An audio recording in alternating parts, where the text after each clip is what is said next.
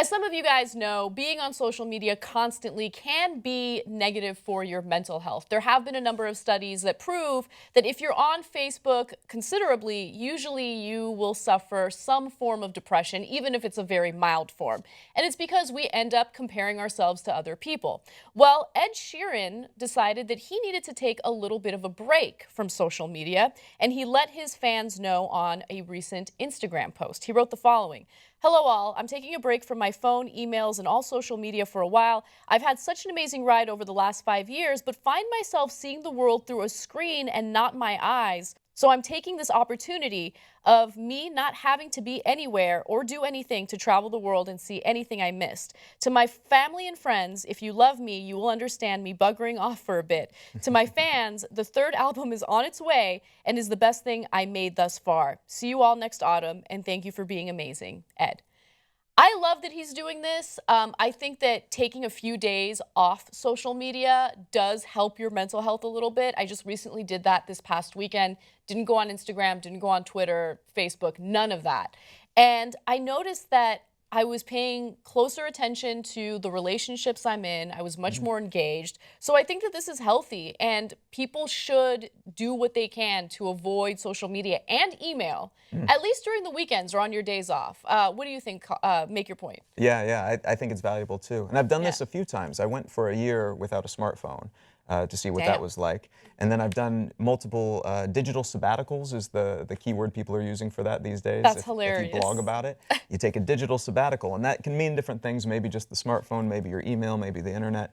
I agree, it gives you the excuse and the predisposition to actually take in more from your immediate environment, including the relationships, and just internalization. So you're sitting on the bus, have nothing to do, you're thinking rather than distracting and pacifying. Yep. I would argue the biggest benefit for me, though, has been recognizing which things I actually miss and which things are actually useful and relevant. So when I go back to having a smartphone again, I use it far more intentionally. Oh, that's smart. I like that. Yeah, I have a very strict rule. Well, I don't know if it's a strict rule because we do break it all the time.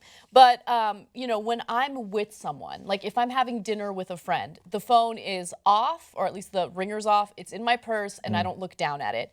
If I'm having a date night or a special moment with my fiance, like I'm not going to grab my phone and do that. And honestly, in my last relationship, I did it quite a bit, and he did it quite a bit, and it ended up being a very negative experience for us. Were you like tweeting at each other at the dinner table? No, but we weren't doing that. We were just completely in our own worlds as we were sitting there with one another, and so it really kind of scales back on the quality time Yeah, when you're totally. with someone. Together but apart. Exactly, exactly. All right, well, here's the personal question for the story. When you're in a rut, what do you do when you need inspiration or motivation?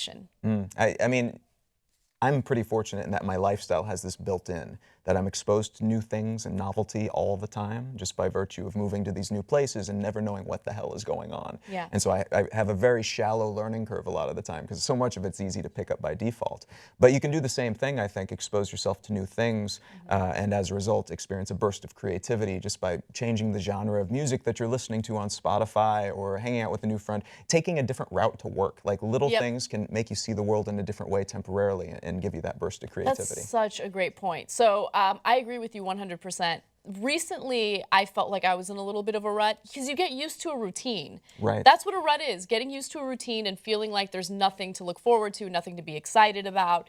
And so on a Monday night, a friend invited me to go to salsa, like a salsa club, and have like some Cuban food and dance. And usually on a Monday night, I'm like, no, I gotta work, and I probably shouldn't. But then I was like, why don't I just go? I know I'm gonna have a good time. The hard part is getting me out of the house, and it broke me out of the monotonous routine that I'm so used to. And then I feel like it kind of set the tone or set the mood for the rest of the week. And now I feel inspired and I feel more creative. I'm in a better mood. Yeah. So yeah, do something fun for yourself.